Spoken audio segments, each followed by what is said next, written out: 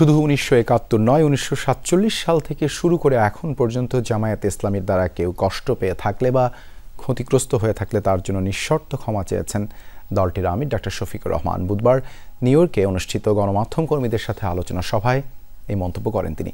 এ সময় নির্বাচন, ভারতের সাথে সম্পর্ক, সংখ্যালঘু ইস্যু এবং সেনা কর্মকর্তাদের বিচার নিয়েও মন্তব্য করেন জামায়াত আমির।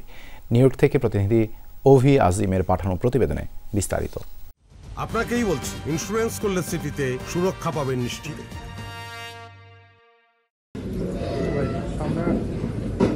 নিউ ইয়র্কে কোয়ালিশন অফ বাংলাদেশি আমেরিকান অ্যাসোসিয়েশনের উদ্যোগে আয়োজন করা হয় মতবিনিময় সভার, যেখানে প্রধান অতিথি হিসেবে উপস্থিত ছিলেন বাংলাদেশ জামায়াতে ইসলামীর আমির ডাক্তার শফিকুর রহমান। দেশটি সফর করার আগ্রহ তৈরি হয়েছিল। আলোচনা সভায় মহান মুক্তিযুদ্ধে জামাতের অবস্থান নিয়ে প্রশ্ন করেন সাংবাদিকরা। এই ইস্যুতে জবাব দেওয়ার এক পর্যায়ে ডাক্তার শফিক বলেন, শুধু ৭১ নয়, ১৯৪৭ থেকে এ পর্যন্ত যদি জামাতের কাছ থেকে কেউ কষ্ট পেয়ে থাকেন তবে সবার কাছে বিনা শর্তে ক্ষমা প্রার্থী তিনি। আজকে আবার একদম প্রকাশ্যে বলে গেলাম যে ৪৭ থেকে শুরু করে ২০২৫ সালে এই পর্যন্ত আমাদের দ্বারা যে যেখানে যত কষ্ট পেয়েছেন আমরা বিনা শর্তে যারা কষ্ট পেয়েছেন তাদের কাছে মাপ চাই।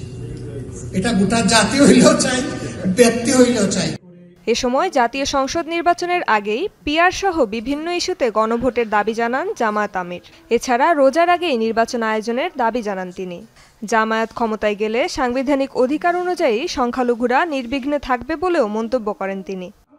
আমরা সিরিয়াসলি চাই যে নির্বাচনটা রমজানের আগেই হোক, এবং এটা আমার মুখ দিয়েই প্রথমে বের হয়েছে।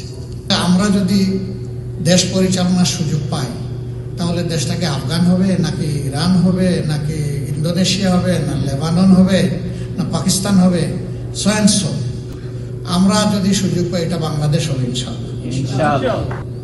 যাতে এখানে দল ধর্মের ব্যবধানের কারণে জাতি আর বিভক্ত না হয়। এ সময় সেনাবাহিনীর বিচারের বিষয়ে প্রশ্ন করা হলে তিনি জানান, সব অপরাধীকেই আইনের আওতায় আনা উচিত। যে সেনাবাহিনীর কতিপয় অফিসার যারা গ্রেফতার হয়েছেন এবং কিছু দেশ ছেড়ে তারা চলেও গেছেন, এখন তাদের ব্যাপারে আমাদের দৃষ্টিভঙ্গি কি?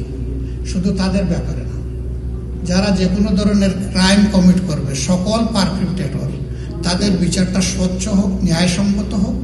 ভারতের সঙ্গে সম্পর্ক নিয়ে তিনি বলেন, ভারতের সঙ্গে সমতার ভিত্তিতে সম্পর্ক চায় জামায়াত।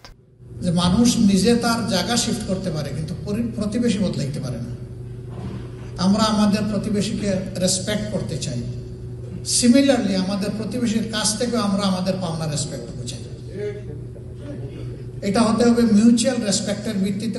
এর পাশাপাশি বিএনপির সাথে সম্পর্ক ইস্যুতেও জামায়াতের অবস্থান স্পষ্ট করেন দলটির আমির। বইটা ডিসিশন সঠিক, একটা তো বেঠিক হইতে পারে। রেজওয়ানা সায়মা, যমুনা নিউজ।